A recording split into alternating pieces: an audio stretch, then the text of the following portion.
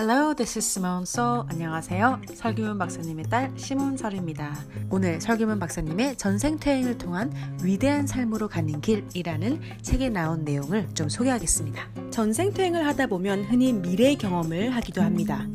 그렇다면 그 미래 경험은 어느 정도가 사실인지 그리고 믿어도 되는 건지에 대한 의문이 생깁니다. 제 경험에서 볼 때 전생 경험과 마찬가지로 미래 경험 내용 역시 완전히 믿거나 절대적인 사실로 받아들여서는 곤란합니다. 그렇다면 또 다음과 같은 의문이 생깁니다. 미래 경험은 어떻게 가능할까요? 그리고 그 가치와 효과는 무엇일까요? 한마디로 대답하긴 어렵지만 전생 경험에 비해 다분히 당사자의 소망이나 욕구를 담고 있는 경우가 많다는 점에서 참고는 하되 너무 얽매일 필요는 없습니다.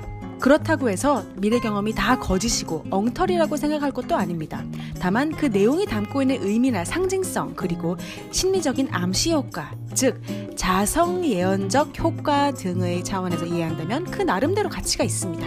그리고 이러한 경험 속에는 완전하지는 않지만 상당한 정도의 예언 능력이 있는 것도 사실입니다. 그러므로 중요한 것은 가치와 한계를 동시에 고려하는 신중한 태도입니다.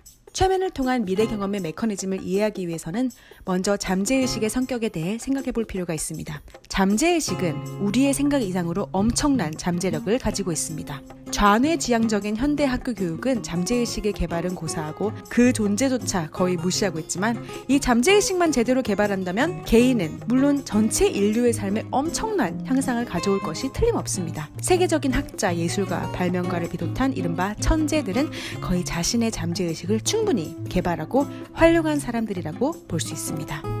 잠재의식은 시간과 공간의 제약을 초월합니다. 그 한 예가 바로 텔레파시입니다. 어느 날 문득 10년 전에 헤어진 친구가 생각나 어떻게 지내고 있는지 궁금해하고 있는데 뜻밖의 그를 길에서 만난다거나 그에게서 전화가 온다거나 물론 우연의 일치라고 생각할 수도 있지만 이러한 경우는 오히려 잠재의식의 확장으로 인한 텔레파시의 작용일 가능성이 클 수도 있습니다.